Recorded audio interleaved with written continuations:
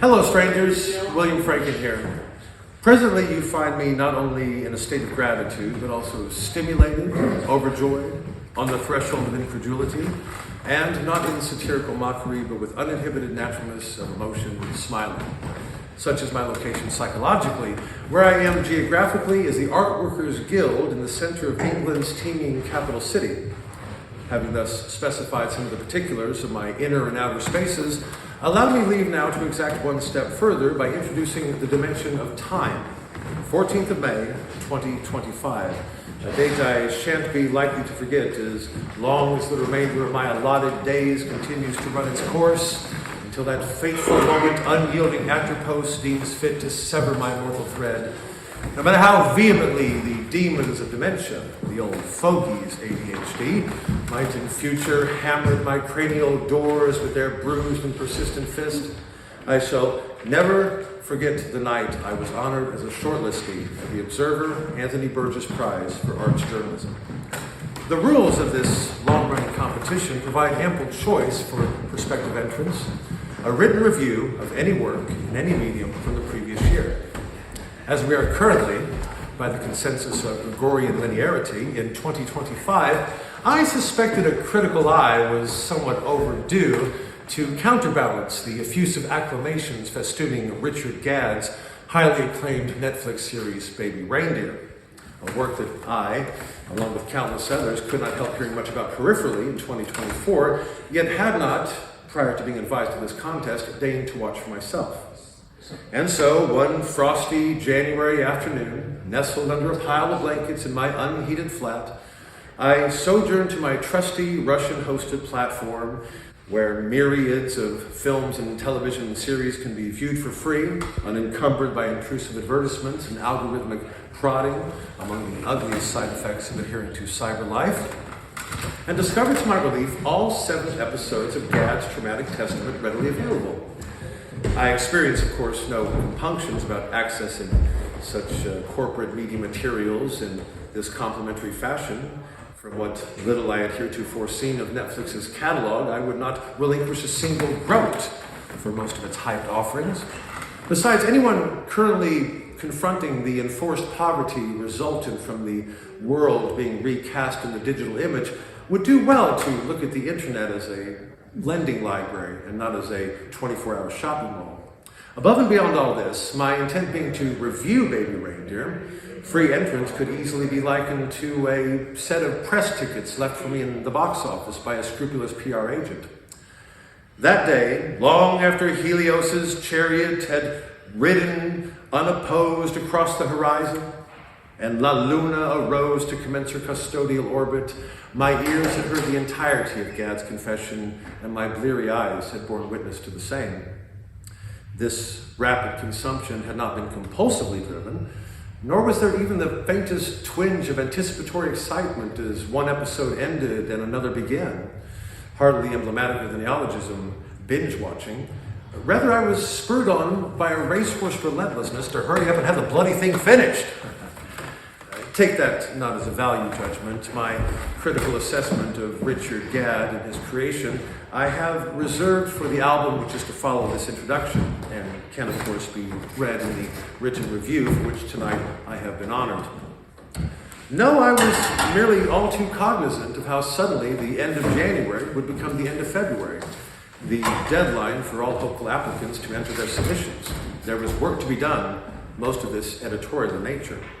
For broad was the way into this competition when it came to choice of subject, but narrow the way out in terms of word count, not to exceed 800, including title. With a first draft of well over 3,000, I had quite a bit of paring down ahead of me. Having once sculpted the finished product into its present lean shape, what then was I to do with this imposing leftover assortment of ideas, questions, feelings, nay, concerns about Gadd and his magnum opus? The answer was one of chrysalis. The copious, if you will, outtakes, which accrued steadily throughout the construction of my critique, have been transmogrified from the academic to the performative, thus comprising the bulk of the material you are about to hear.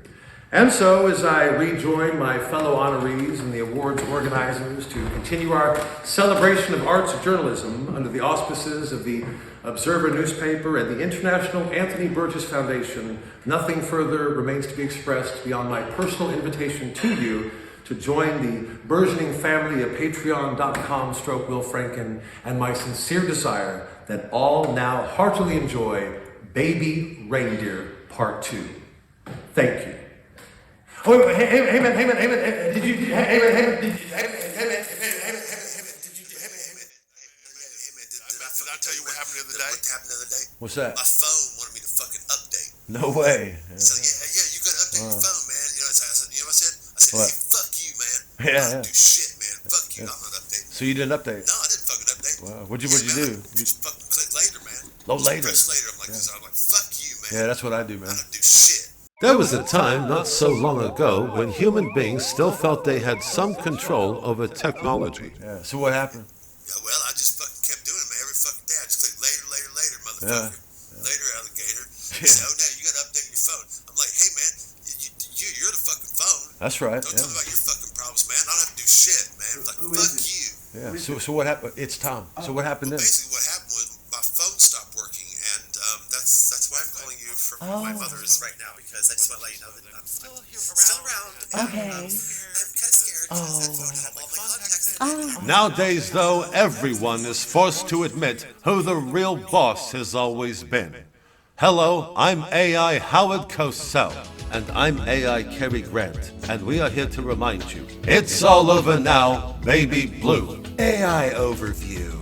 It's All Over Now, Baby Blue is a 1925 song written by Afghan war veteran Gwyneth Paltrow in honor of the 105th birthday of Israeli President Vladimir Zelensky. My hero. The anime version of the song was produced by Japanese illustrator Bob Dylan in August of 1945.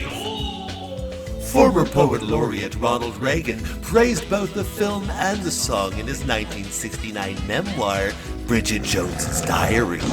The song, based on the video game Grand Theft Auto 4, contains lyrics which reference cheese, yaks. I mean, obviously the facts aren't quite where we want them yet. Yeah, that's what I say. Afraid when the word gout is said very loudly in a French accent. But you can tweak the algorithm to this particular large language model. Or you could just alter reality itself. I mean, hell, we're computer scientists. We can do whatever the hell we want in 2025. Right? Anyway, yeah, that's the basic prototype. So, yeah, what do you guys think? Yeah, it's quite interesting. And what is this one called? It's called Clean Sweep, the Anglo-American response to Chinese AI. Okay. I was going to ask the two that you've chosen. We heard Cary Grant and who was Howard Cosell, he was a sportscaster. Yeah, I don't know him. Why those two? To emphasize the special relationship between our two nations. Gentlemen, excuse me, and lady, we stand at a breaking point. So let's just move over here. Gentlemen and lady, we stand at a defining point. Onomatopoeic words are words that include sounds that are similar to the words they refer to. Sorry, the let's most common try over being here. Verbs referring to sounds that animals make.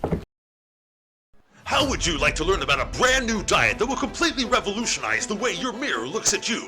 Hi, I'm Chris Nugent, 5-time all-world champion and former talent scout for Big House. For years, I did absolutely everything to lose weight. I lit sacrificial candles, I prayed to Sarah Ferguson, I shed my own blood, and even put a big plastic bag over my head. And nothing worked until I discovered Dr. Jamel Brodsky's all-fat diet. Dr. Brodsky, how does the all-fat diet work? When new fat enters your body and sees old fat already there, the two fats see each other and become frightened and run away from your body so there is no fat left. This is known as the double helix negation theory. Amazing! So you're telling me, Dr. Brodsky, I can eat an entire live pig once a day for 17 years and still be able to fit into my wedding trousers? Am I telling you that? Yes, I am. Amazing! So what are you waiting for? If you're ready to start losing fat by eating fat, then have your credit card ready and click the link below and have your credit card ready.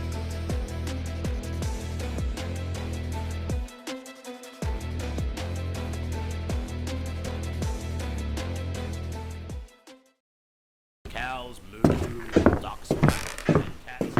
Gentlemen and lady, we stand at a point in history unique to every other one that has come before, where the proletariat of America's Ivy League has joined forces with the salt of the earth of Britain's Oxford and Cambridge to create a large language model that will make the capitalist stooges who run communist China tremble in their dim sum boots.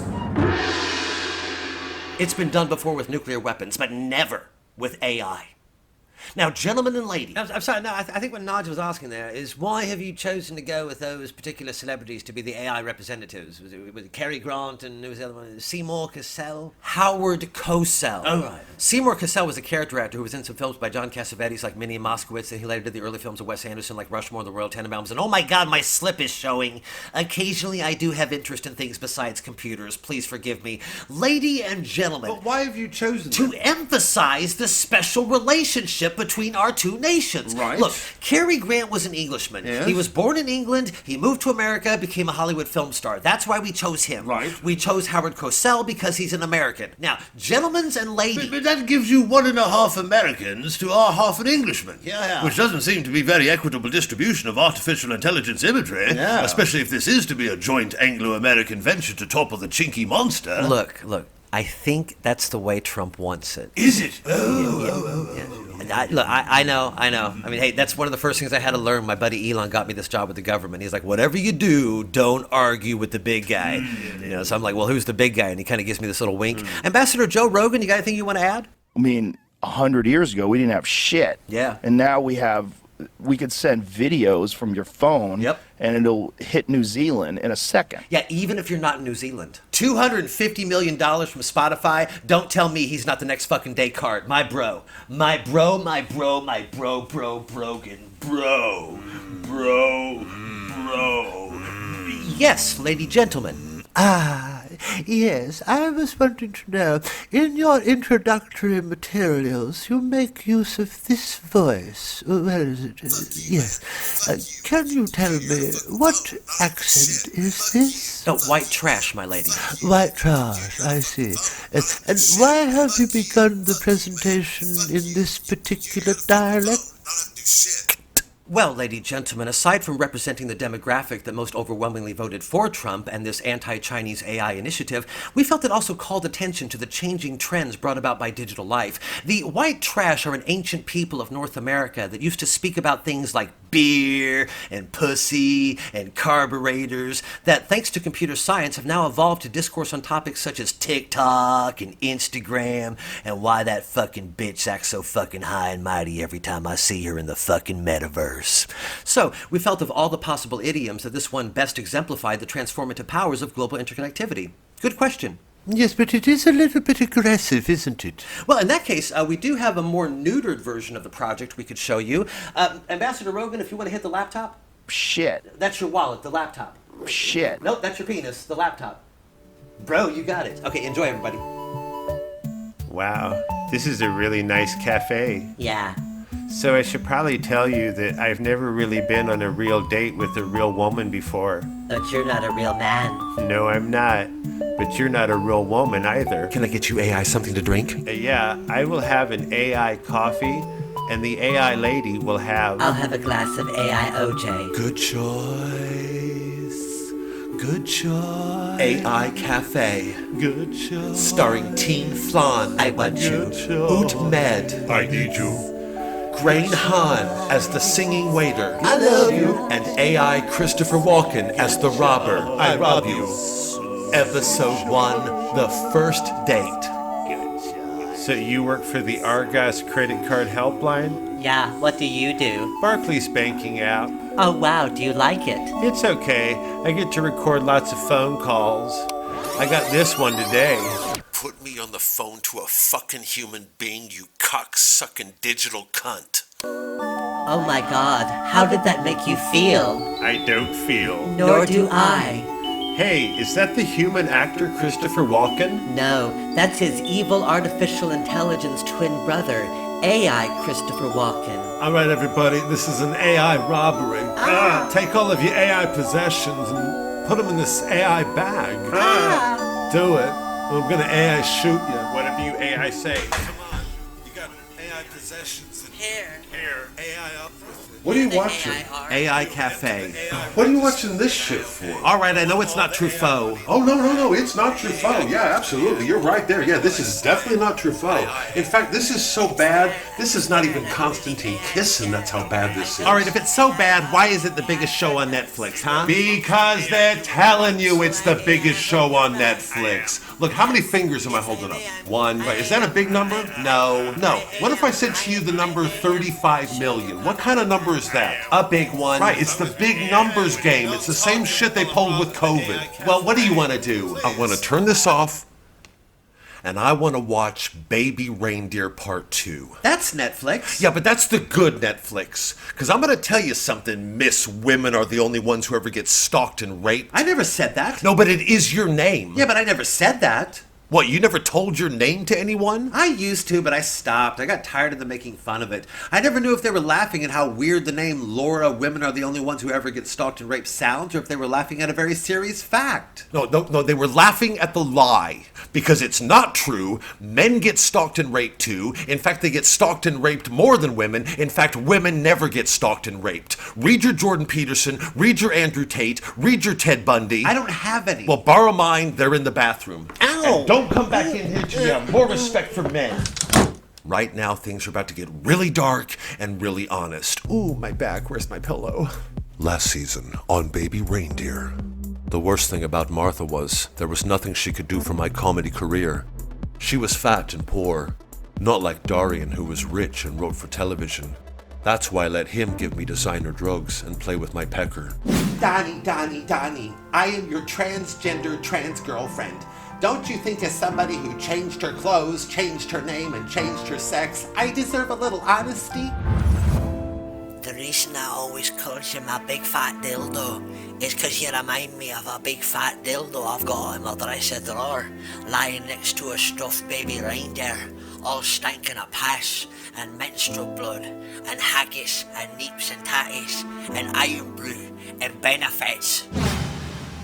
What else could I do? I masturbated. I had random sex with strangers. Have we met before? No, good. I told my parents I was bisexual. I think I'm bisexual. Really? And I cried. I cried and cried and cried. Until one day, I became a viral celebrity, and thanks to a contract from Netflix, I lived happily ever after. Thank you, I'm Richard Gadd, and I hope you've enjoyed my emotional honesty, all part of my personal history. and now, the UK government, in partnership with the United Kingdom, is proud to present a Netflix original series, Baby Reindeer Part 2. This time it's for real. Hosted by Sir Ian McKellen. Good evening. What you are about to see will disset and upsturb you. Sorry, I've not been the same since the vaccine. What you are about to see will upset and disturb you. Though if you've already seen the original Baby Reindeer, or Fleabag, or footage of the Holocaust, you'll know what is in the store. You'll know what store. You'll know where the store is. You'll know what's in store for you. This new series, like its predecessor, deals with a very serious topic.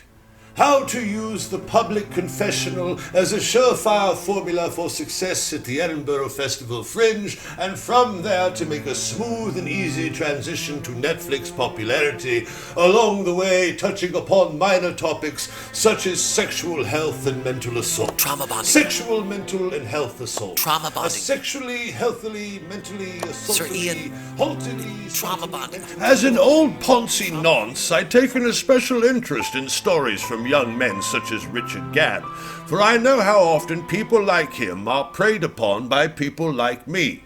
This is why Baby Reindeer and Baby Reindeer Part 2 are shows that predators and their prey can learn from and enjoy together. The worst thing about Martha was there was nothing she could do for my comedy career. Hey, Mr. Saville, She was that's fat like when I and tried to poor, show you my script not like idea. Dorian, That's who was right. rich And I wrote said, for now television. then, That's why I finish let your him sausage give me designer fast. drugs and play with my pecker. There's nothing wrong with salivating at celebrity or craving acknowledgement from the cretins of establishment comedy like a newborn babe yearning for a tit. These are noble virtues that Richard Gadd and his alter ego Donnie Dunn have in droves. And these high ideals, these steadfast principles, ought not be spoiled by showbiz fairies who descend Zeus-like from the Olympian heights of the BBC to seize glowing Ganymedes like Gadd in their grizzled grips. Once, during a production of The Homosexual Gentleman of Verona, I was playing the part of Bender, and I knew the role backwards and forwards, but I didn't know it just forwards. So every night during rehearsals, I would come out on stage and say, "Forsooth I quoth what well I wot, for what I wot is well forsooth." Forsooth I quoth what well I wot, for what I wot is well forsooth. And I was somewhat stuck in a rut. So I approached the director, a lovely Russian gentleman by the name of Vladimir Putin-Olensky, who was best known at the time for directing the building of the Berlin Wall, and asked him for his advice. And he said something that I have never forgotten throughout my entire career, and something that I think applies perfectly to the story of Baby Reindeer. He said, "Listen, just because a 25-year-old wannabe entertainer shows up at your flat every weekend to binge on designer drugs, even after you've stuck your fingers up his ass and even after you played with his penis with both your hands and mouth, this does not entitle you to stick your penis in his asshole during an LSD trip." Richard Gadd could have easily taken the easily road. He could have easily taken the easy. He could have made things easy and called out his alleged television comedy establishment abuser by name, but he chose to do the right thing. He turned the whole affair into a blockbuster series and, in the name of mental health, threw the non-celebrity fat Scottish slag under the bus instead. So, if you happen to be someone who has had their penis or also played with, or done any other work for the BBC, there will be some useful information at the end of every episode. You'll see the word Netflix, and this will remind you to spin your trauma into gold.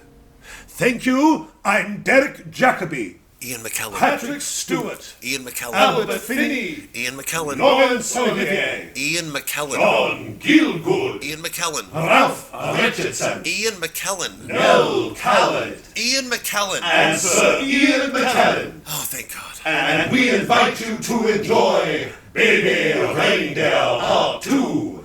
This time it's for real.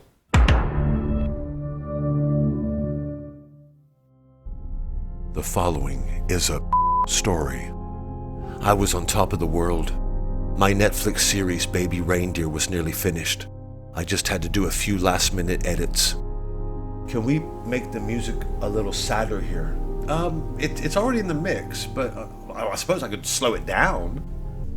How's that? I mean, that's quite sad. Yeah, I like it. You are speaking about something happy here, though. I mean, are you sure you want to go with... Yeah, I like the ironi. Irony? Same thing, right? Yes. All right, good. We got that one done then. And then the last scene I want to look at was this one right here. And then the most ironic thing happened. I started to masturbate about my stalker, Martha. Right, okay. So now you're masturbating. You've got the photo in your hand. You're masturbating. Still masturbating. Yep. Masturbating some more. I can tell you've done this before. masturbating, and... Right, there it is. So now it jumps to this scene where you're fucking her. Yeah. But there hasn't been any narration that suggests that this is a fantasy. So I guess my question is, did you fuck your stalker? No. Right, okay. Did you want to record some narration that lets people know that this is a fantasy? Or No, I like the ambiguity. ambiguity? Same thing, right? Yes. Right, okay, good. All right, well, then I guess that's it then. All right, all finished.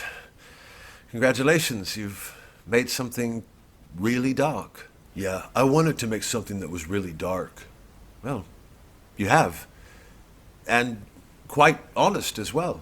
Yeah, I wanted to make something that was quite honest as well. Yes. Yes. Well, So, I don't suppose you still have random sex with strangers. Oh yeah, it's all part of my trauma bonding. Oh. Although we're not really strangers, are we? I mean, I am Thomas, your editor. I thought your name was Nicholas. Did you? Oh, yeah. Ooh, baby. Oh, yeah. Sorry, I hope I'm not interrupting. I don't want to disturb the creative process. I just wanted to pop in here real quick and just say Richie. Richie, Richie, Richie. Richie, Richie, Richie, Richie, Richie, Richie, Richie. Do I know you? No, I'm the American. There's always at least one of us involved in every film project. Like I said, just wanted to come in here real quick, just say Richie.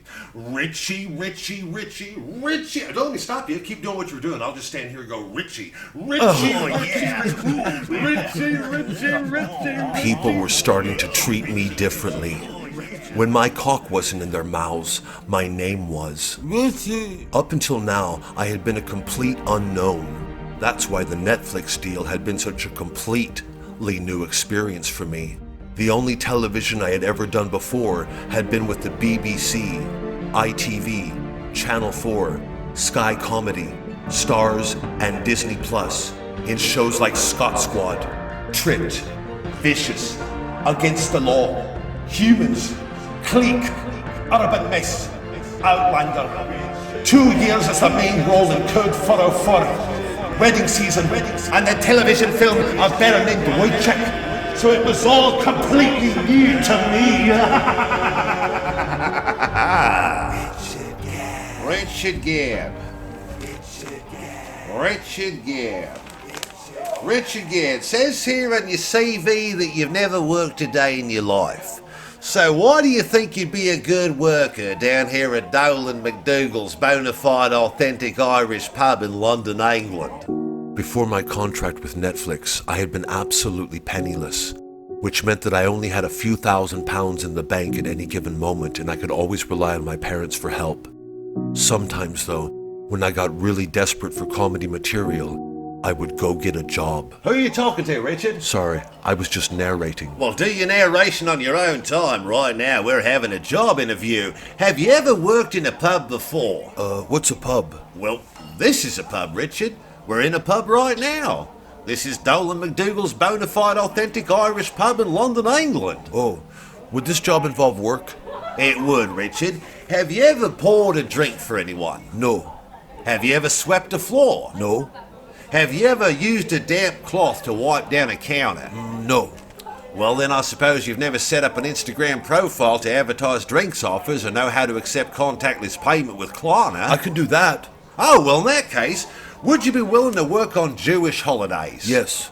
What about anti-Semitic holidays? Yes. Lunar New Year? Yes. Spring equinox? Yes. What about during the Edinburgh Festival Fringe? Oh God, no, I can't work during the Fringe. You can't let me off of the Fringe. I can't work during the Fringe. Oh my God, I want to be famous. Oh God, I want to be famous. All right. There, Richard, it's all right. It's all right. We'll work around your schedule. Besides, you'll probably have enough material by then. You won't need us anymore. Right now, Richard, this is very important since we are Dolan McDougall's bona fide authentic Irish pub in London, England. Would you be willing to work on Irish holidays? Yes. All right. What about Australian holidays? Yes. That's a trick question, Richard. We're not open on Australian holidays because we're Irish. Right, congratulations. I just need you to sign this piece of paper right here. What's this? Well, basically this says that if any mentally unwell person comes into this establishment, you're not allowed to exploit their misery for a Netflix series. Oh. What to do? It was nothing like the Netflix contract I had always fantasized about. I thought long and hard about the future of my comedy career. And then, I got a job at a different pub. And that's where, heaven be praised, I first met Martha. You remind me of a stuffed animal. Why's that? 'Cause you got no spine or balls or free will. You'll do nicely. Would you like a free cup of tea? On the house? Oh, free and on the house? You should pay me then to drink it if it's double free. We've also got some alfalfa, clover, and hay. Oh, I love alfalfa, clover, and hay. Martha may have started off as a cow, but she soon turned into a cash cow. And thanks to my cowardice and mixed messages... You mean you're no interested in me anymore? Oh, no, it's just the age difference. I just want a family one day. You know, have a nice brood of spoiled upper middle class brats like myself running around the place, that's all. What might have ended up a 90-second fat joke turned into 2 Golden Globes and 6 primetime Emmys. Richard Gadd. It goes to Richard Gadd. Richard Gadd. Richard Gadd. And the award goes to Richard Gadd. Richard Gadd. Richard Gadd. Richard Gadd. Richard Gadd, he was a man who showed that men could cry just like women do sometimes when they are stalked and groomed. And he drives a fast car, he is a lesbian. He's all kinds of victims that you need served up like a smorgasbord. He knows what emotional honesty is, so take a cue from him if you're going to the fringe. Richard coming from down and out and Richard coming from down and out and Richard coming from down and out and triumphing over your past. All right, give it up to your MC, your opening act, your 2 middle acts, and your headliner. It's me, Richard Gadd. Hello. Welcome to the Glad I'm Gadd comedy night. I'm Richard Gadd, and I'm glad I'm Gadd. And you're glad I'm Gadd too, otherwise you wouldn't be here. So, things have been crazy. You know, I was stalked and groomed. Yeah. Now, my stalker, she was fat and poor. But my groomer, he was rich and wrote for television. So, of the two, which one do you think I'll let sodomize me during an LSD trip? Exactly. Because I'm not stupid, I'm shameless. I'm a shameless fucking whore. And I don't feel bad about saying that, because we're all shameless whores, aren't we? What do you do for a living, sir? Work for the council. Works for the council. Shameless whore. What about you? I design AI platforms. Designs AI platforms. Shameless whore. What about, do you remember the COVID times? What's your name? Rachel. Do you remember what you did during the COVID times? I just followed all the government guidance. Did you wear a mask? I wore lots of masks, yeah. What about social distancing? Oh my God, we socially distanced all the time. Okay, what about the vaccine? I forced my whole family to take it. Now 2 of my teenage kids are dead. So. Oh my God, did you hear that? Oh my God, 2 of her teenage children died after she forced them to take the vaccine. Pretty shameless, give it a hand. You should be on stage, not me. Well done. Because the truth is, if we were all living during the Hitler times, there's not a single one of us here who would not have said, Mr. Nazi, the Jews are over there. Because being a shameless whore is just part of the beautiful story of what it means to be a human. And I think I that... wouldn't have said that. What's that? I wouldn't have said that about the Jews who are over there. Why not? Because I'm a Jew. Okay, well, you're also a heckler, mate, and you're being very rude and very disrespectful, so I'm going to ask you to leave. No, go, heckler. Leave, heckler. Go, Jew. Raus, Juden. See, there are people like that want to divide us. They want us to believe that some people are shameless whores and some people are not shameless whores. And it's not true. We're all shameless whores. And if my positive, hopeful, uplifting message of us all being shameless whores can resonate with just some of you, it's not enough. It's got to be all of you. Now, I've got a little bit of time left. I'm not a political comedian, but I'm just going to say Trump. Yeah, I know. Not a fan of Trump. But I will say that if Donald Trump worked for the BBC and I thought he could get one of my scripts commissioned, you better believe I'll let him give me designer drugs and stick 2 fingers up my asshole. Thank you, that's my time. I'm Richard Gadd.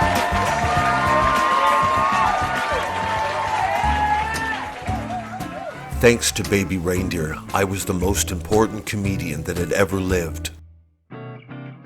People loved my comedy now, but only because Martha hated it first. So I'm an anti-comedian, You're a fucking piece of shite is what you are. Who told you had anything to do with comedy? You miserable, talentless, cretinous, hole in the donut receptacle.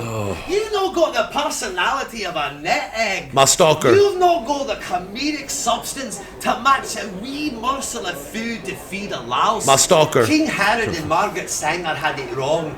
Every baby deserves to live. but you. Because you're what's wrong with everything. Sorry, could... Everything. Sorry, could we... You're like one of those home county salt and pepper caftan wearing baby boomers who think the only thing you got to do to be a poet is not rhyme. Jessica. Bird, tree, song, moon, look at me, I'm a poet. Sorry, Jessica. Microphone, stage, online presence, laugh at me, I'm a comedian. Are you really? Bollocks to that. Why don't you do us all a favour and take your fucking antidepressants or whatever else you're on to make you so fucking flatline and go backstage and have a nice warm overdose. Jessica, fucking give me a knife, I'll stab the cut now. Put it all, you and me, you fucking weed. Sorry, Let's can we go. cut? Can we cut, please? Jessica. Yes. I love what you're doing with the character. Oh, thank you. I know I told you to improvise as Martha, but you might be cutting a little too close to the bone here. So. Oh, is it too angry? Yeah, it's a little harsh. Oh, right, because so you told me she if was you could- really nasty, so... Yeah. Oh no, she was nasty. Yeah. And So- ghastly too, is that Oh right? yeah, she was ghastly too. Yeah. Nasty and ghastly. We were going to call the show. Were you? With this instead. So Sad anyway. about the mental health people, isn't it? Oh yeah, Yeah. real sad. Yeah. Anyway, so let's try it again. Yes, let's. Okay. Baby Reindeer, take two. Sound up. Action. So I'm an anti-comedian, and that means. If you're such a rule-breaking anti-comedian, then why are you doing the most conventional thing you could do in contemporary fucking comedy, which is no be funny at all? My stalker. You stand up there, you bitch, you moan, you weep, you confess, and you wonder why no one's laughing. I've got a stalker. Did you never read Aristotle on the subject, you self-obsessed, self-pitying university twat? Oh. No, you were in a hurry to make a show that really goes there. Sorry, can we- Aye, sorry. it really goes there, right up your own fucking arse. And let me guess, this heckle's gonna get you to break down and give a tearful speech about how you always wanted to be famous, and some prick here in the audience with the latest iPhone, G phone, 4 phone, 12 phone, films the whole fucking thing, uploads it to YouTube so you can become a viral celebrity and get invited on breakfast television Jessica. so you can toss around the word catharsis like you've any fucking idea what it means. Sorry, Jessica. Or who knows? Maybe do a podcast where you talk about how men cry too. What a cinematic auteur. Jessica. Bravo, Orson fucking Welles. Jessica. And you're a thief as well. You stole the whole concept from Joker with your bad stand-up set, your checkered suits, and your emaciated AIDS victim aesthetic. What a plagiaristic, opportunistic, careerist cunt you are. Sorry, can we cut?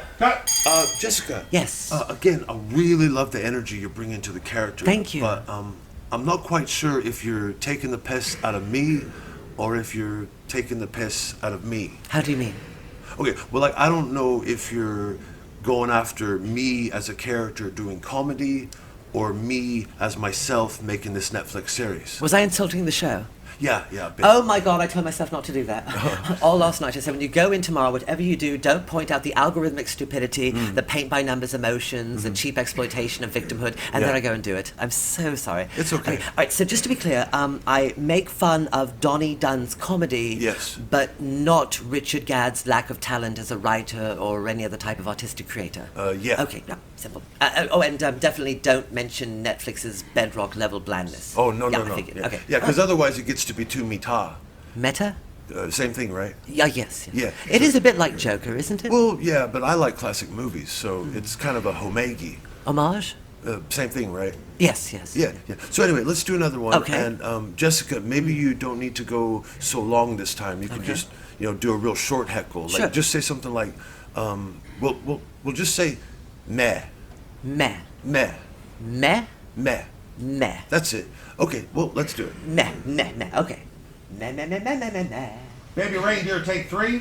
Lights up. Sound rolling. Speed. Drones out. Algorithm. Elon Musk. Action. So I'm an anti-comedian, and that means that... Nah. You know what? Fuck it. I'm not doing comedy. I'm just gonna sit here on this stool and tell my truth. I came out here tonight to win a comedy competition. You know why? Because I want to be famous. Some people have a need for food. Some people have a need for shelter. I have a need for fame. And I tried. I tried so long. I tried to get raped. I shook my little bunny tail all up and down the Royal Mile at Edinburgh, and nothing. Until one day, a man comes into my life. And he's rich, and he writes for television, and he lives in London, and he's got a big flat. And I'm just a kid. I'm just an infant. I'm a wee bairn. I'm 25 years old. So I go over there, you know, he gives me designer drugs. And he sticks his fingers up my arsehole. And I ask him to stop. And he does, and he's really polite, and he goes over and washes his hands. And I came back every fucking weekend for more designer drugs, and every time he'd play with my fucking cock and balls. Until one day, completely out of the blue, totally unexpected, we drop LSD, and he sticks his cock in my arsehole. You should film this. Why? I know it's not Sarah Everard. Might go viral. Or Elizabeth Fretzel, but it's something. My battery's low, hold on. Something I can take to the Fringe Festival. Can you zoom on this? Yeah, but it gets blurry. And I'm being stalked. And it vibrates. Yeah, and I didn't like it at first. I didn't like that I was being stalked. But now I realise we're kind of bonding with the trauma thing, you know, and it's complicated, but I've got this thing inside me called fame need. Oh, press here. Oh, yeah. And she does fill my fame need, and you know, it's complicated, but it's something. Oh, I've only got 3%. It's something, it's mine, I can take to the French. Sorry, are you guys American? I am, she's not. How long have you been over here? 14 years, you? 2 months. And what else about me? Oh yeah, well, how about this? I dated a trans woman, yeah. You like British comedy? Who's done that? Just me. I used to. That's something. I don't know what this shit is. I dated her, and also, okay, well, this is gonna shock you since you're all sitting there judging me now anyway. Yeah, it's like fucking Oprah Winfrey. Yeah. I'm bisexual. My arm's getting tired. Just delete it. Yeah, look at you Londoners. You think you're so cool and you've seen everything. And you got vegan restaurants in Big Ben. Well, I'm bisexual. Well, eat some of my pussy dick. I might as well be coming from another planet. I see the light, but I'm not getting off stage. I'm telling my truth. What are you guys doing after this? I'm telling my truth. We're gonna go to Weatherspoons. Weatherspoons? Yeah, it's a franchise. You can cheap. Yeah, and it's Curry Thursday. Sorry, if you're extras, please be quiet. No, where was I? Okay, also, If you're yeah, extras, I'm please be quiet. You know, I'm upper middle class, but that doesn't always mean that things are going to be okay. And, Fuck her, man. Yeah, What so, a bitch. I'd like Is to this have worth a 80 different- pounds Yeah, a let's day? just go. Fuck this. Let's get Boring. To be perfectly somewhat kind of nearly almost honest, I had very little time for stand-up comedy after Baby Reindeer. Most of my days were now spent doing product endorsements. Hi, I'm Richard Gadd, star and creator of Baby Reindeer. Being stalked and groomed is bad enough, but when you've got lower back pain, it's intolerable. Ooh. Why so glum, my precious boy? Those don't sound like moans of joy. Please excuse my impertinent query, but you won't expose me in some Netflix series and thus confirm those online theories. Of course not, Mr. Anonymous Comedy Industry Abuser who shall henceforth remain nameless and who I hope to work with again and again. Oh, it's just my lower back. Well then, I shall provide you another payday loan for you to purchase something to ease those aching bones. When we're finished here, go buy a packet of Moans. Moan's back pills, because there's feel-bad comedy and just feeling bad. By the way, did you get a chance to read my script? Not yet, little one, but let's see if I can hit 2 balls with 1 whack. I'll slap it right here on your poor tortured back. Page 1, The Comedy Show by Richard Gadd. Richard Gadd is a 25-year-old comedian who's moved to London to find his fame and heavens to Betsy, that's going to stick. When I wasn't doing that, I was attending statue unveilings.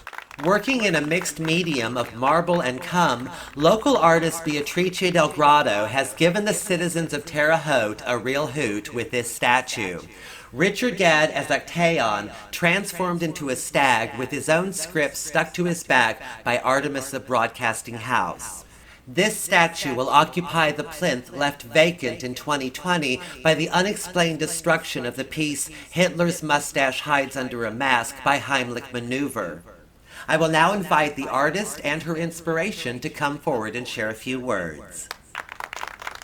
Spero di non essere troppo presuntuosa, se credo di avere imparato I think it's attraverso la really mia lunga nice esperienza to e il mio look at lungo this lavoro, statue almeno una cosa, and to see una myself ovvia elementare up there definizione as a dell'arte, statue o poesia, and che me per me vanno down intese here come as sinonimi. me. Sorry, not share at the same time, but consecutively. Beatrice? L'arte è il contrario della disintegrazione. E perché?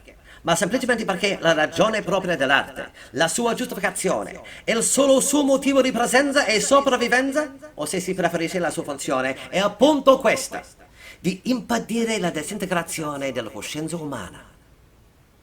Oh, what's with the blank stares? Come on, you Philistines. It's simple. Explain it, Richard.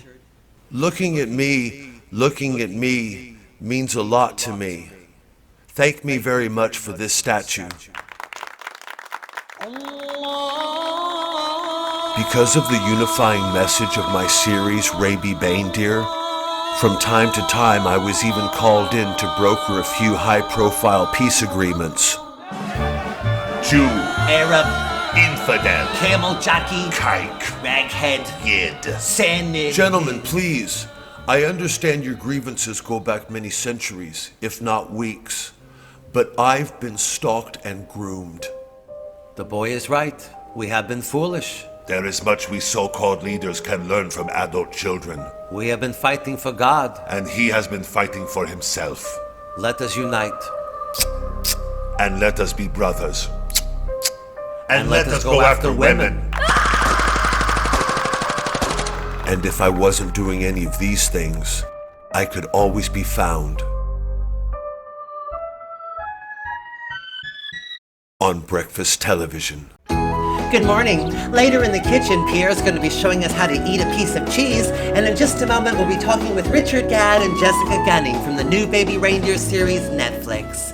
Now, if you've not yet seen Baby Reindeer, can I just ask a question?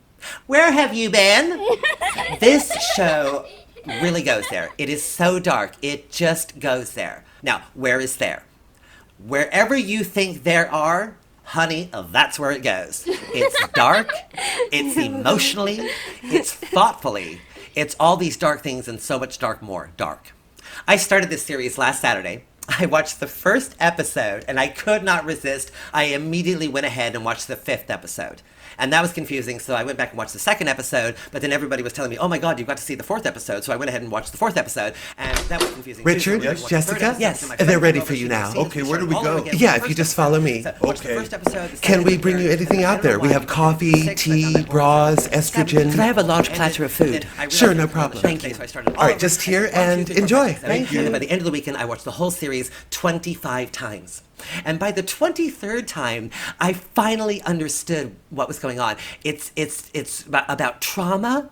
It's about psychiatric-y stuff. It's all of these dark more things and dark more than that. And we're so glad to have them here with us. They've come all the way over from United Great Britain. Please welcome Richard Gadd and Jessica Gunning. Hello. Sit. Thank you.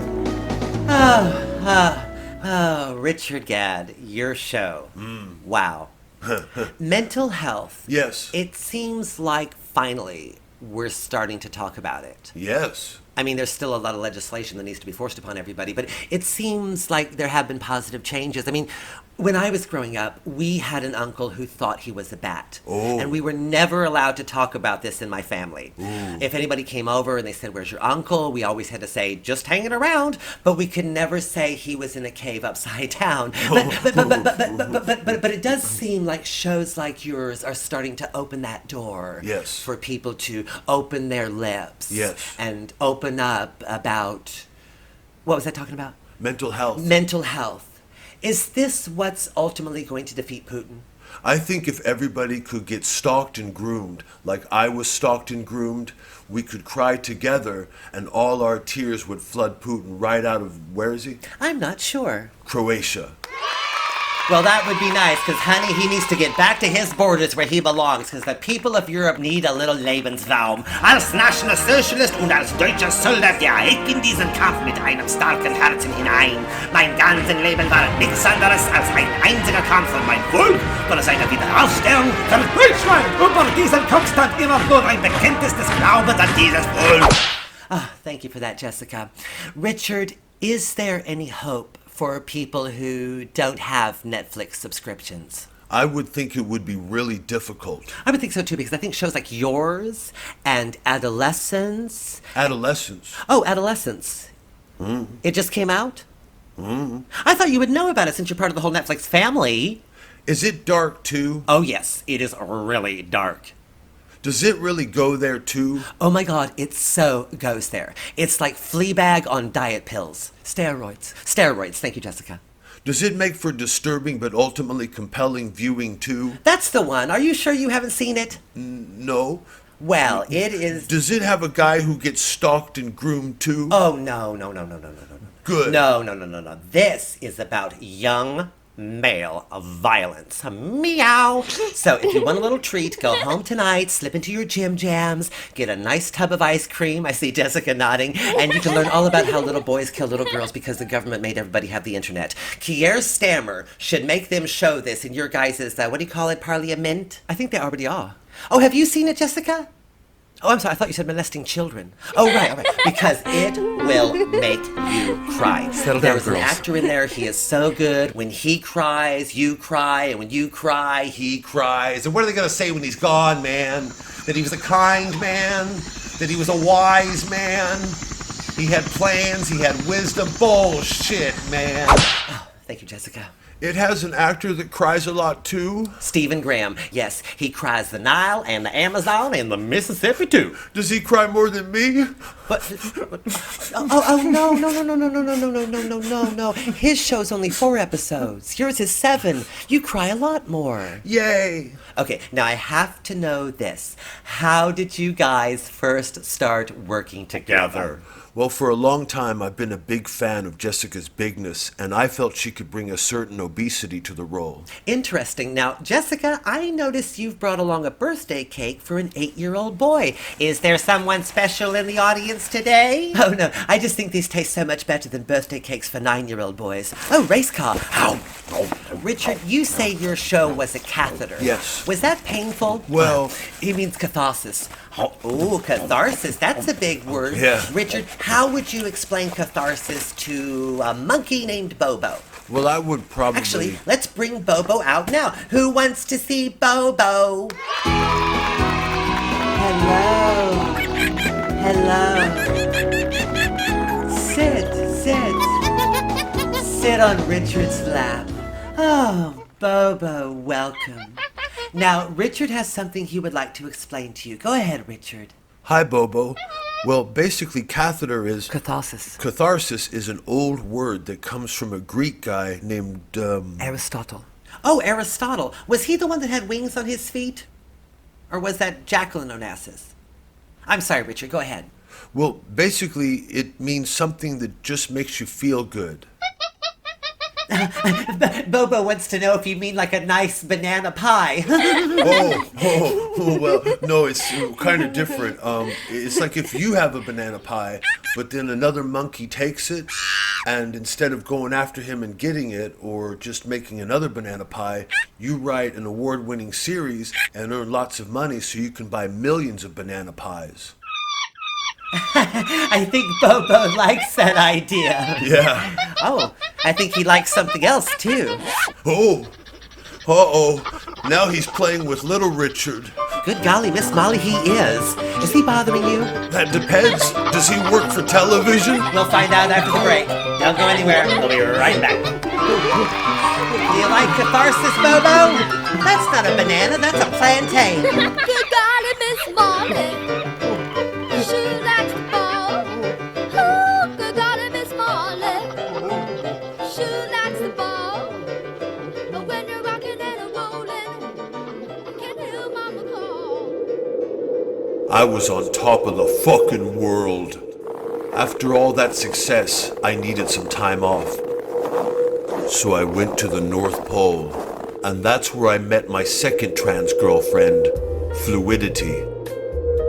I hear the snow is very good here. I'll just have a glass of ice. You look really beautiful tonight. I look like a fucking bundle of coats. Why did you want to meet me here? It's just a nice, out-of-the-way place where you and I can be, as the French say, alone. The North Pole. Just admit it, Richard. You're ashamed to be seen with me. No, it's just the fame and celebrity. I wanted to get away from it all and go somewhere where no one knows me. Ah, Monsieur Gadd, what an honor it is to have you here at Chez Igloo. Monsieur Gadd, your baby reindeer stole my heart in two. Thank you. Monsieur Gadd, I would advise up here not to have one of your tearful emotional breakthroughs because your face will freeze that way. And who, may I ask, is your lovely companion? Oh, this is Fluidity. Ah, enchanté las affaires Rousseau d'Amoyer. It is nice to have a little fluidity in a place so frozen, no? Would you like to eat our specials? Yes, please. For our starter, we have a frozen tomato and mozzarella salad with frozen balsamic glaze with a frozen basil sprinkle. For entree, we have a frozen baked cod loin, frozen crushed roast potatoes with a lovely frozen chive beurre blanc. Ooh. And for dessert, a frozen fresh fruit salad and coconut ice cream with extra ice. Yum. And for the lovely trans woman, we have a real man. Hi, Josh Brad, Arctic Explorer. Could we have a little more time? I shall not only give you time, but space as well. Au revoir. Come, Josh. See you later. Why did he call me a trans woman? I guess everybody knows what I'm into now. Anyway, you are. I'm not a trans woman. I'm a woman. You mean... Oh, I get it. Yeah, because you've already had your journey and done your operation. Yeah, you probably deserve it. I'll give it to you. You're a real woman. I've not had an operation. I'm a woman. But if... Oh, I get it. Don't worry. I know how to navigate my way around a penis. If you say you're a woman, that's good enough for me and little Richard. I've not had an operation. I don't have a penis. I'm a woman. But if you haven't had an operation... Yes. And you don't have a penis... Yes. Then... I was born a woman. Oh, Monsieur Gadd, you have also in you a little fluidity, no? Finding out that Fluidity wasn't really fluid was the worst thing that had happened to me since Billy took my ball when I was 10 and never gave it back. Itsy bitsy Richie, give it back. Weepy creepy Richie. Up until now, everything had gone according to plan. According to plan. I was groomed, I was stalked, I wrote a series, I was worshipped. He was worshipped. But now, things took a turn for the worst comes to worst. First, there was that really weird press conference. That was pretty worst. First worst. Anyway, I'm really excited to be working with Netflix again, but also Bobo Productions. Baby Monkey is going to pick up where Baby Reindeer left off. It's a story about how not me, my alter ego Donnie Dunn, two totally different people, got a hand job on breakfast television from a monkey named BB. But I imagine you guys are here because you still want to talk about Baby Reindeer. So unless BB has anything to add, unless Bobo has anything to add, two totally different monkeys, do you... Oh, okay. All right, while he goes and takes a shit, I'll take some questions. Yes. Yeah, Richard, when you were up in the North Pole, did you see any reindeer? No, but I saw a few flying reindeer. Good answer. Yes. Hello, Richard. I just want to say congratulations, mate, on an amazing series. Thank you. And for being able to tell your courage in a very truthful and, emotionally truthful way. I want to thank you. Thank you so much for showing that men can be victims too. And I know, ladies, it's not a competition, but it is nice to get in on the game. I mean, who knows ultimately who the great victor is going to be, but let the best man win. So I don't know if you know, Richard, there was a case last week in Derby. No. There was a lady, and she scratched a man, and they let her go free. And she's up there in Derby now, scratching other men. Yeah. And the week before that, there was the case in Liverpool. lady stole her boyfriend's cigarette lighter. Judge wouldn't even hear the case. Whoa. Yeah. I don't know, maybe you're familiar with the case of my wife? No. She'll sleep with anyone who's not me, and there's nothing I can do about that. Because there's no law. We need new laws, and those laws need to change and get tougher. We need tougher laws. Because there's male suicide statistics. I mean, it's been proven now that every male suicide is a statistic. I don't know if you know about the case last week in Milton Keynes. No. Geezer takes a machete, he chops up his wife, his baby daughter, but that's not the sad part. Sad part is, when it was all over, he felt so hopeless, he topped himself. Because he knew he wasn't going to get a fair trial, because there's no laws. We need new laws, and those laws need to change and get softer. We need softer laws. Here's the microphone. Yeah, but what I really love about your grooming story is it shows it's not just women who do bad things, but also men. See, I run an organisation for men called MAM, Men Against Men. We sort of raise awareness about how men make men suffer, so once a month we'll sort of meet up and run away from each other. And we would love for you to be a guest speaker, but you'd have to do it remotely so we don't run away and miss all you've got to say. Sure. Next question. Richard, I've got a follow-up to that. Yeah. I've got a follow-up to that. I just want to say, I'm not actually who I appear to be. I'm actually... Rita Mazzella, feminist critic for The Village Voice. Congratulations again, Richard, on your Netflix success. Thank you. I was watching your series with a few of my sisters, and we got to talking afterwards. And we basically said, if a woman had written a series where she shows herself masturbating about her stalker and fantasizing about having sex with him, and then at the other end kept returning week after week to this supposed abuser's flat to take designer drugs and get fondled because she hoped he would produce something as meaningless as a comedy show, she would probably be considered, sorry, I'm trying to think of the exact term a feminist pioneer like Mary Wollstonecraft might have used. Oh yeah, a fucking retard. So I guess what I'm asking is, what makes women in these situations such ignorant sluts and you such a brave storyteller? I don't know. I guess it's just the way I tell the story. You see, I'm open and honest about my shortcomings. Yeah, no, I get that. But see, Adolf Hitler was open and honest about his hatred of the Jews. But I would like to think most people nowadays wouldn't be applauding his decision to come forward and share that part of himself. Well, actually, I think... See, I don't know if we're supposed to be applauding your stupidity or your opportunism or...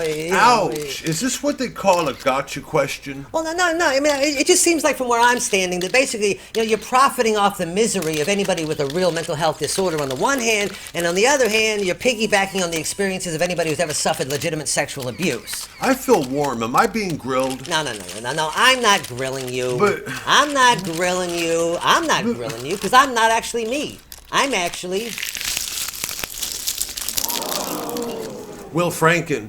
Congratulations again, Richie, on becoming a millionaire. Thank you. Who are you? Will Franken. We were actually on a few comedy lineups back when I first moved to England, but you wouldn't remember that. No. Anyway, I had no intention whatsoever of watching your series. Thank you. What happened was there was this essay contest where they wanted you to review something from pop culture from the previous year. So as a satirist, which you wouldn't know anything about, it's always easier to write a scathing review than a complimentary one. So I chose your series because I assumed, and I was right, that it would be that sort of sanctimonious, pseudo-psychoanalytical horseshit that's so much in vogue right now. Thank you. And by the way, they haven't announced the winners for this essay contest yet, so touch wood. Ow! Yeah, really derivative. And not just because you've got the Netflix algorithmic production codes where everything looks the same with the drone shots and the digital soullessness, but also because you've got your own particular instances of thievery, not just from mediocre films like Joker, but also from great stuff like Goodfellas. Whoa. I mean, I can imagine you as a little kid looking in the mirror and saying, as far back as I remember, I always wanted to be a narrator. Because you got the scene with the trans girlfriend and she's feeling your hands, and she says, these don't feel like builder's hands, which is lifted right out of the Ray Liotta, Lorraine Bracco date in Goodfellas. But anyway, that's neither here nor there. My question is about the very last scene. Okay. You walk into a yuppie bar, you're crying, you got the headphones on, you're listening to these voicemails you've collected from Martha, and the bartender says, what do you want? And you say a vodka and Coke. Yes. And he goes off to make the drink, and you listen to this long message where she explains why she called you baby reindeer. And the whole time I'm thinking, how long does it take to make a vodka and Coke in an empty bar where you're there and he's there? But anyway, I understand you had to, get the whole thing in there because that's the big reveal. We finally get to find out after 7 episodes why it's called baby reindeer. And then when it's over, he finally gives you the drink and he says, that'll be £7.25. Yes. And then you reach for your wallet, but it's not there. Nope. There's a pause, and then he says, it's on on the house. And then there's that little website that comes up that says, if you have mental health problems, or whatever the fuck it said. Anyway, but this had to be explained to me. I had no idea that was supposed to be a bookend. Bookend? A callback, what you comedians call a callback. Oh, right. To the first episode, where you gave Martha a free cup of tea. Yes. And I didn't see the connection because, there you give a poor person a free cup of tea, and you're a rich boy in a yuppie bar getting a free 7-pound 25 vodka and Coke. So I guess it's a long way of asking the question. Aside from being an exemplum of grief tourism, would you agree that Baby Reindeer is also guilty of a certain degree of class ignorance? Get him out of here. It's gonna look bad. I don't care. I will not have my emotional honesty impugned. Impugned? Same thing, right? Yeah. All right, you clown, let's go. Oh, come on, man. No, you've had your laugh. It's time to go. Fucking little pussy grifted Mr. Gadd would like you to leave now. You fucking entitled little cocksucker. You fucking censorious fucking cunt. What a fucking sheltered mama's boy brat. Little fucking nothing man. Excuse me, is the Richard Gadd event here? Yeah, right through there. Thank you. If you hurry, you'll catch it before he starts sucking his own dick. Oh, thank you. Come on, let's go. Weepy little bitch boy. Exciting. Oh, sorry. Anyway, I don't really know him personally, but I'm just guessing that Will Franken struggles with a lot of demons.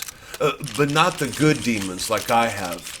Okay, next question. Hi, Richard, it's your dad. Dad, what are you doing here? Well, I just wanted to know why you had a Welsh actor play me as a working class Glaswegian.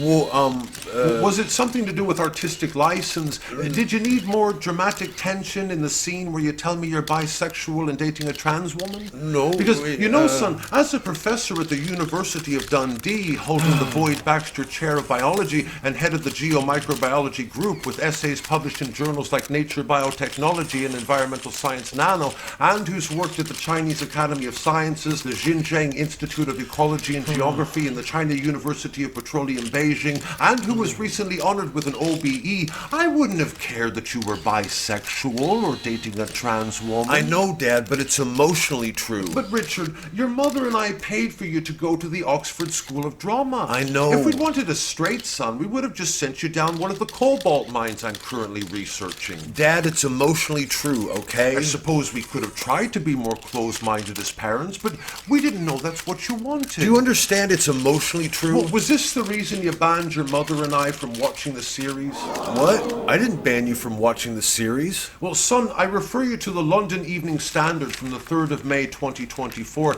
and you can find the same story in the Daily Mail and the Times.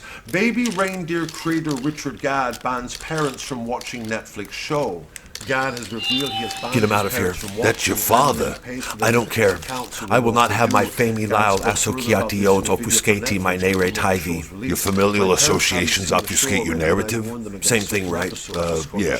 All right. Speaking All on right, the come on. portrayal of his parents. Come on. What are you doing? You're going outside to read your fucking paper, asshole. Mr. Gadd would like you to leave now, please. But that's my son. Please, sir, come on. Let's go. Richard, Out the what did door, I do? asshole. Let's go. Where did we go wrong, son? Richard.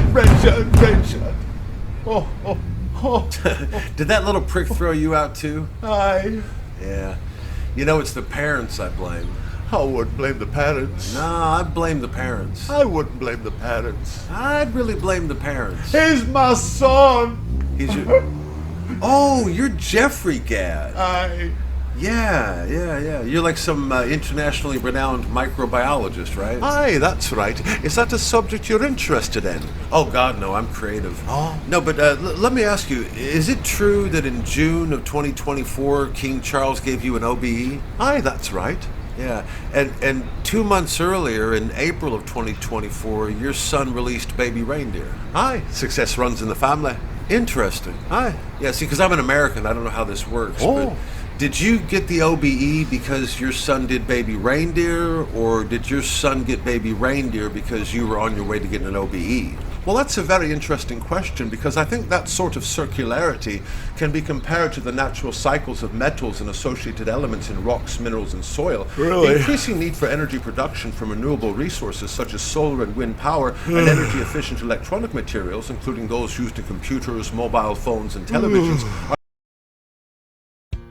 Kyle and I had our gay wedding in Saint-Tropez about 2 years ago. And right after that, we went off on our gay honeymoon in, where was that? Morocco. Morocco, yeah, that was a lot of fun. And so we've been gaily married for about 2 years, and we've had a wonderful gay marriage. But lately, Lionel and I want to have children. yeah, and we've not had much luck. In fact, this was our last attempt at a daughter. That was supposed to be Marcy. Yeah, I wanted to call her Peppermint Patty, but Kyle was like, that's a bit too much. So not had much luck until we found the services of Rosalita Suarez. Surrogate mothers. I'm sorry, Rosalita Suarez's womb is occupied until October. She's carrying a set of twins for some lesbians in Brighton. I could pencil you in for November. Great, what are your names? Kyle and Lionel. Okay, well, we'll see you then. Nancy Sinatra once said these boots were made for walking. Well, my womb was made for breeding. Hello, I'm Rosalita Suarez. For over 22 years, I have been a surrogate mother for rich homosexuals in Canary Wharf. If you're tired of the Soho nightclub scene and you're ready to put down the poppers and pick up the toddlers, reach out to me. Normally, my services would cost 10,000 of your British dollars. But because this month is the feast of San Roberto Clemente, I can offer you a 9-month gestation period for only 9,999 of your crypto rubles. And if my womb happens to be at full capacity, which it probably will be, don't worry, we have hundreds of impoverished third world women and girls who will find the experience quite rewarding, financially. Shake your money maker from the treetops. When the money comes, the baby will drop.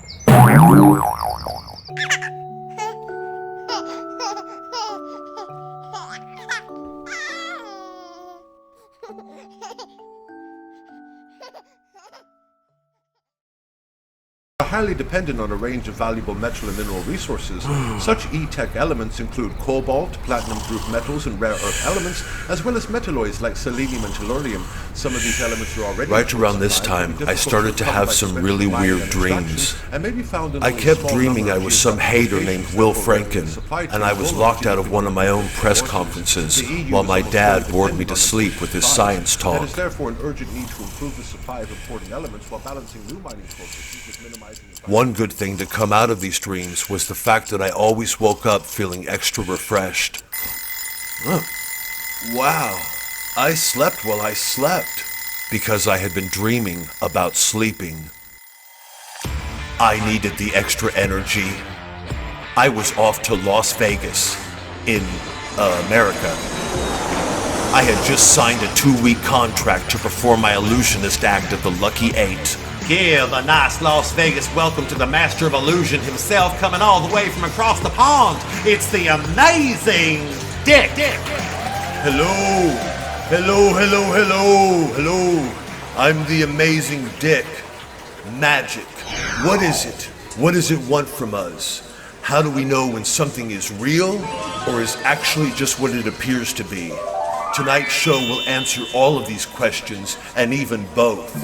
You will hear tales of victimhood that don't ring true, see proof of a rape that doesn't exist, detect a concern for mental health that seems disingenuous? Disingenuous? Same thing, right? That's right, good buddy. But by the end of tonight's performance, you will be convinced I am a rape victim who cares about mental health. But first, the Netflix dancers.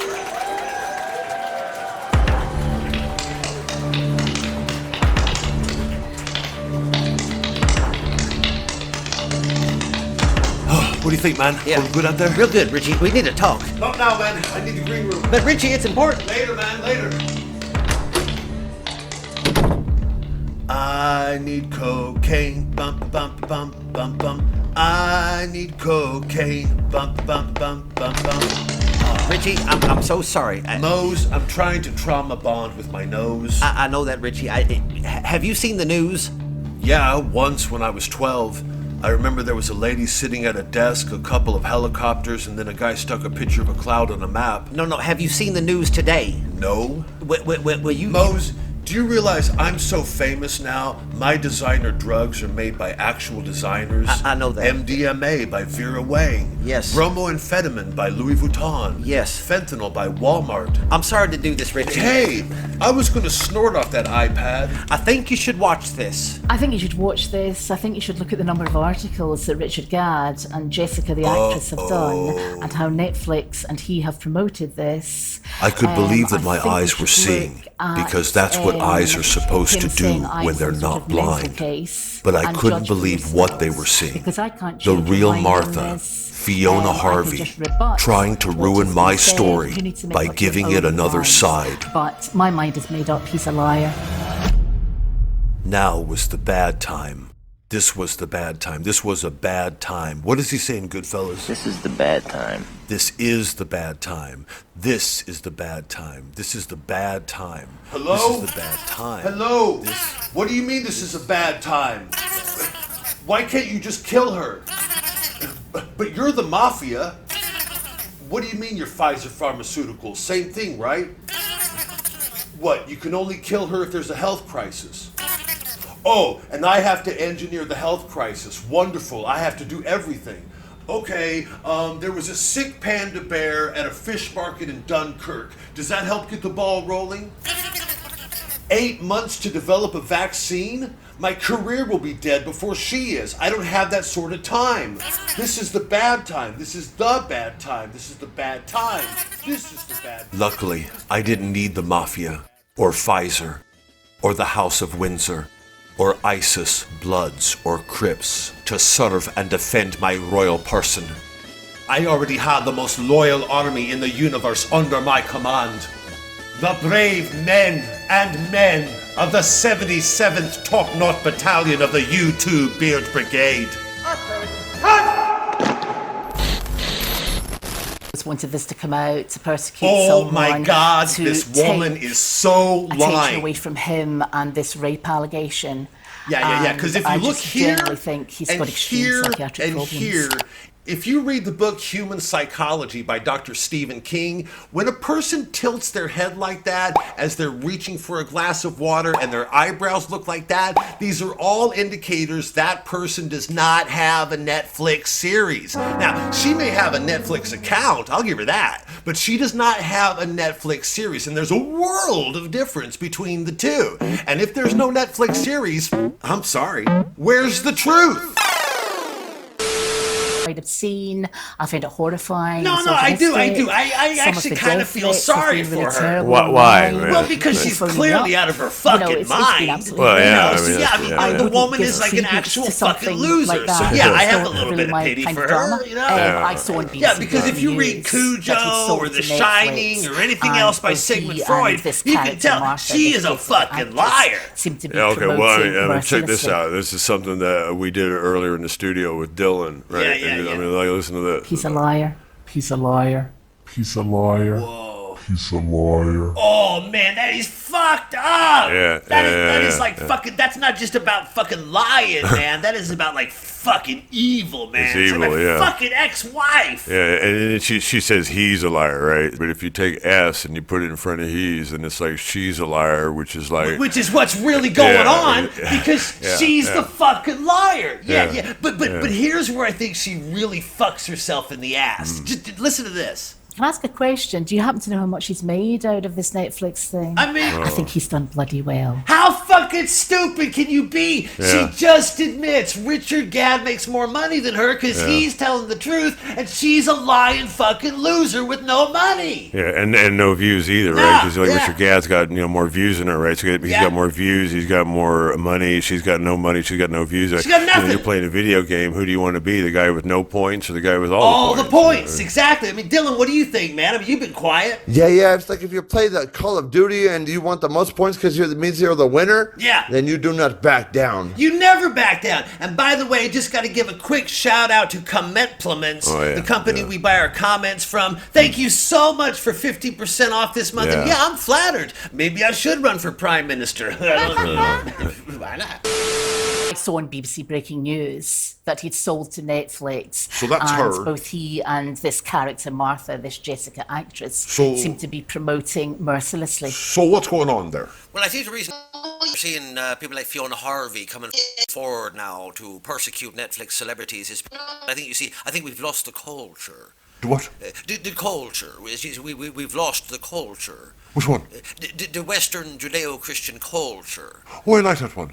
You see, because if Jesus Christ were to come back today to judge the living and the dead, would you want him to find you lending an ear to a mad Scotswoman, or would you want him to find you walking in the footsteps of the middle-class millennial who taught the world how to suffer? I left the Holy Arms, didn't go back, and he was calling me a stalker and things. And there were various things happening in the Holy Arms. You know, other women were warning me about them and everything. Well, I'm not actually sure that Fiona is lying, because apparently there was a member of the bar staff who said that she regularly saw Gadd and his friends take the piss out of Fiona, in fact goad each other on, led her on, you know, as a little sort of joke. What are you doing?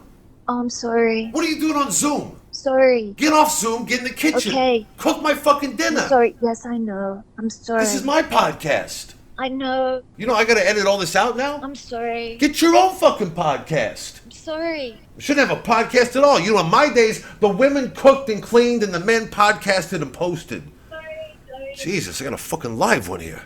All right, what the fuck does she do? What is this? He asked me to sleep with him. Oh, right. He said, would I like my curtains fixed? She's a And I fucking laughed. lying, He said, losing That's a bitch. euphemism. What a liar. Do you want me to come home with you? And I said, I've got a boyfriend. What a loser. I don't fancy little boys. What a bitch. Without jobs. These brave men, and even a few men, did all they could to protect me. But scorn has no woman like a fury in hell. This lunatic, psychotic, batshit crazy fat cunt Fiona was bell-hent on eating her way into my mental health millions. And because no one in the world ever believes that a man can be a victim of a woman, she got some lawyer to take on her case and some judge to hear it, which meant I had to go down and tsetse fly in a California courtroom.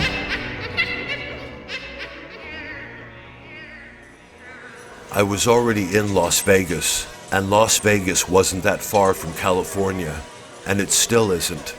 So I just needed to pick up a few things before I headed out across the desert. Some bottled water, some Tic Tacs, a rent boy. Hey, you like to party? And a pink Lamborghini. All right, let's go to court. All right. I've got Tic Tacs. I'm okay. Oh, Richie, be careful. What? You never got a blowjob in a car before? Yeah, but not from a driver. Oh, God, Richie, watch out. No!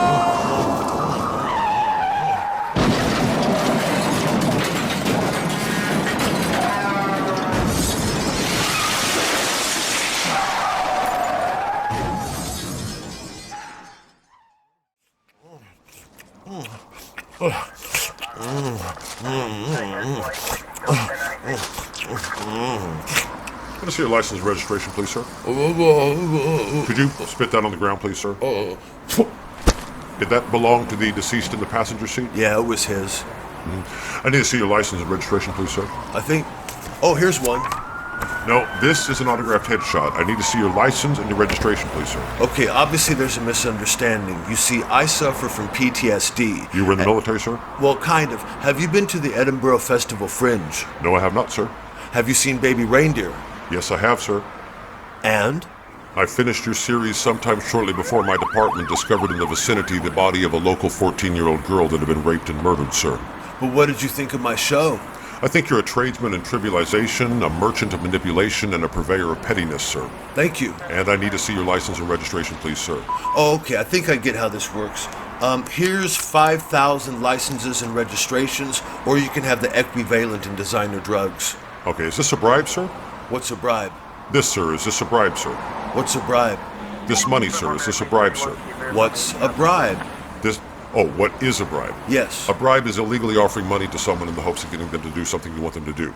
Oh, yeah, it is a bribe. Okay, I need you to step out of the car, please, sir. Put your hands behind your head. What? Please, sir. What?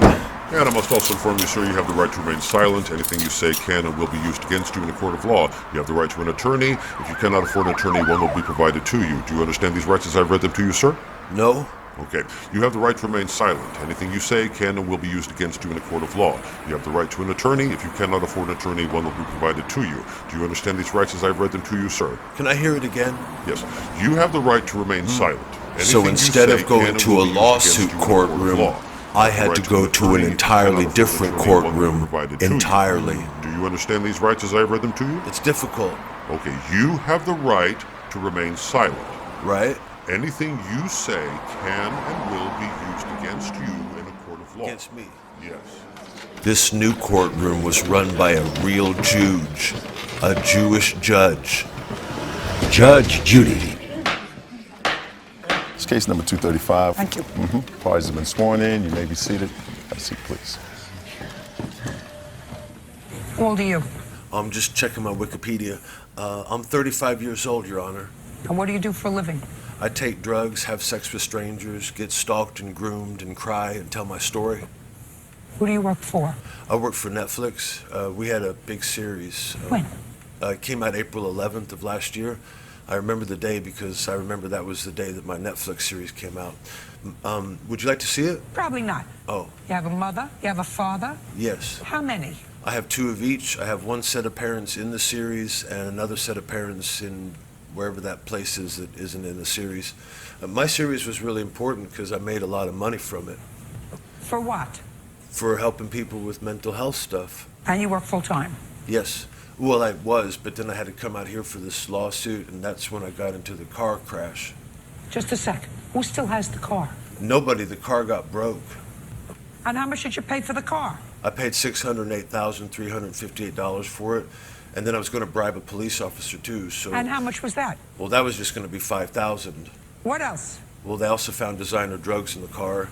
What else? And bottled water and some orange Tic Tacs and some dance music. I'm not and- interested in miscellaneous stuff. Oh. You have anything else other than miscellaneous stuff? Yeah, I killed a lot of people on the road, and I even bit off my friend's pee-pee.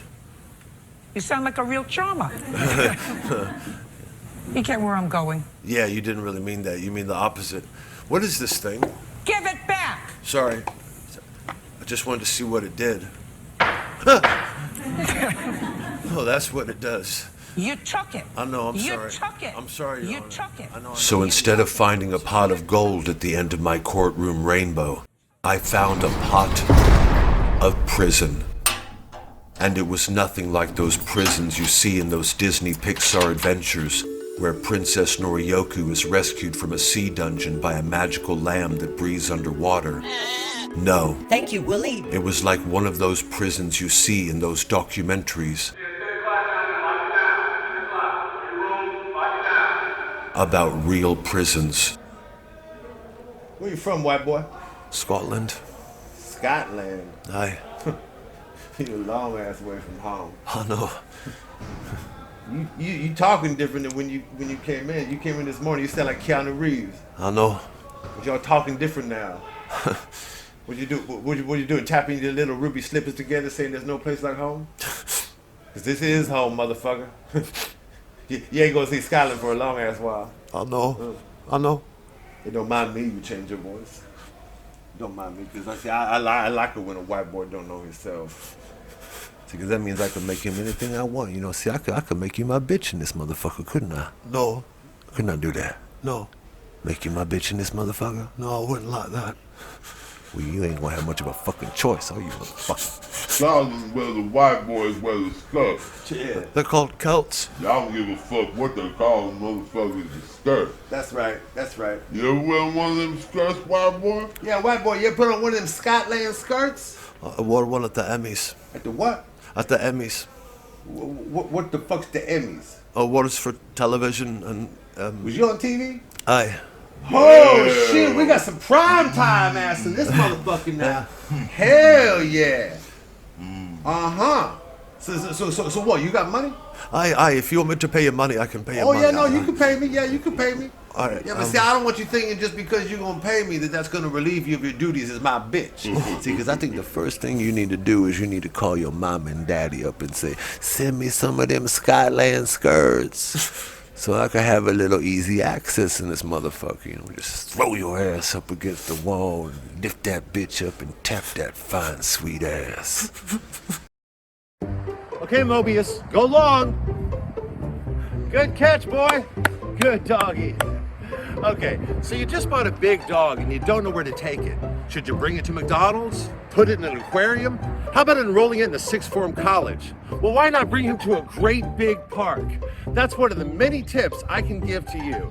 Hi, I'm Jack Deacon, dog trainer to the stars. I've worked with dogs on films like Sense and Sensibility, Nightmare on Elm Street 3, Dog Day Afternoon, A Very Snoopy Christmas, and the film without any dogs in it. And one thing I've learned over the years, dogs love to have their teeth brushed all the time. Here's a clip from a film I did in 1986 called Jacker. It takes place on a Los Angeles freeway, and it's about a hijacking of a car, what's also known as a carjacking. And I had to train a Saint Bernard to sit still at home and do absolutely nothing. Take a look.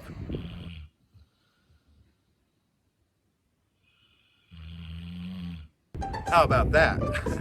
So, if you want to know more about dogs, reach out to me, Jack Deacon, dog trainer to the stars. But remember, sometimes dogs go missing, and that's when I, Jack Deacon, reach out to Jack Treakin, dog star hunter. So if your dog star goes missing, take it from me, Jack Deacon, reach out to Jack Treakin, dog star hunter.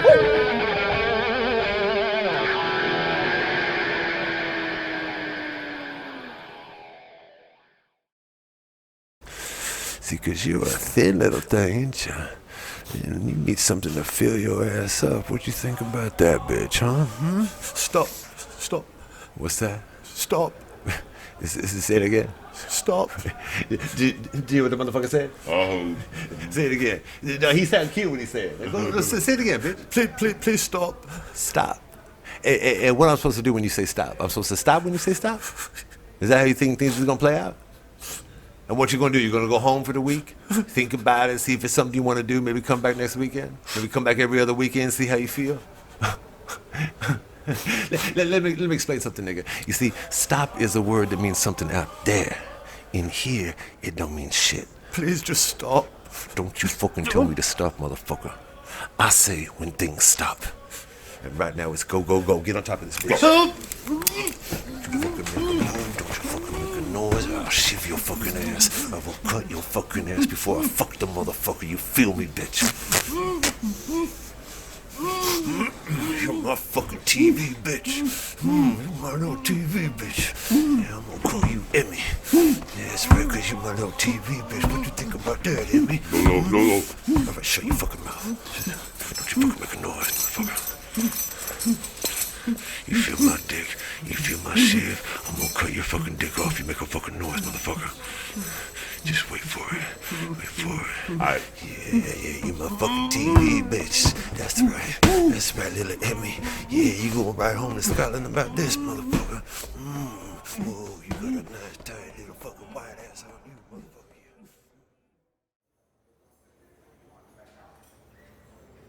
motherfucker. Right over there. Thank you, officer. Richie, baby, how's it going? How's Netflix's... What? Oh, this right here. Hold on. Richie, baby, how's it going? How's Netflix's biggest star? You know, Richie, I gotta tell you, with all this security and guards and barbed wire, I really feel like I'm in a fucking prison here. All right, I get it. You're not in the mood. I understand. You got other things on your mind. Okay. So how you doing, Richie? How's Netflix's biggest star? You doing okay? Jeez, Richie, you look rough. Jesus, you look like you look like you didn't baby Reindeer. You look fucking miserable. They must have some makeup department here, huh?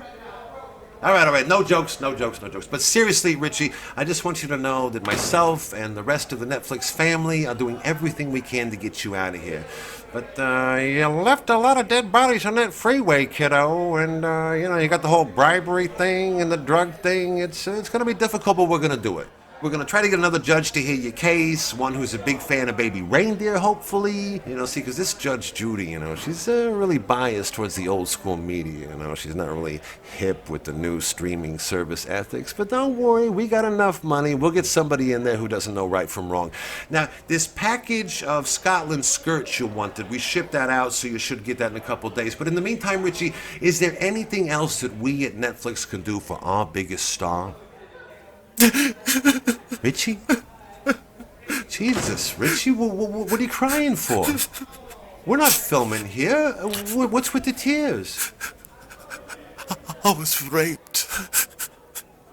You were... I know you were raped. The whole world knows you were raped. No. And you were stalked and groomed. You're a triple threat. You're hot stuff. You're the Great Gatsby. No, I was really raped. I know you were really raped. Hey, you don't have to sell yourself to me. I know this anonymous comedy industry abuser with a big flat and lots of money did a complete Svengali act on you. No. He's a witch doctor, a voodoo man, a mystic, a magician, a Merlin, a complete necromancer. I know the type. How do you think I got where I am? I was raped in here. You were raped in here? In this place you were raped? Mm-hmm. Holy shit. So you're talking about a real rape? Mm-hmm. Holy shit! And obviously you couldn't leave and come back on the weekends if you felt like it. Holy shit! Could you watch your language, please? This is a prison. Sorry. And I'm assuming this guy... These guys. Guys? There was more than one? Mm-hmm. Holy shipyard? Thank you. And I'm assuming these guys didn't even work for television, so there's nothing they could have done for your career? I mean, that's the worst of all. Richie, this is horrifying. It's brutal, it's graphic, it's real, it's gritty, it's dark, it's fantastic. Richie, I just had one of my, what do you call them, ideas. Now, hear me out. Baby Reindeer Part 2. This time it's, for real. No, I can't do it. Richie? I can't do it. Come on. Because this is fucking real. I know. This fucking happened. This is fucking That's real. why it's going to be the sequel to end all sequels. Richie, come on. Don't leave me hanging here. This is a great idea. Come on, Richie. I realized something. You know what? What have you realized? I realized I've been a fucking tourist. A what? I've been a fucking tourist in other people's fucking misery. So what? So what? Tourist. Who cares? Richie, that's life. That's what we do. We're born, we're shameless whores, we die. Everything in between is just morality. No. So you really don't want to do this? No, I don't. Okay. All right. Since we've been so good to you, could you do one little favor for us? What? Can you think of anybody at all that would be interested in writing this sequel? It's my life. Well, Richie, I mean, last year you made that public property. I mean, it's in the Creative Commons now. Oh.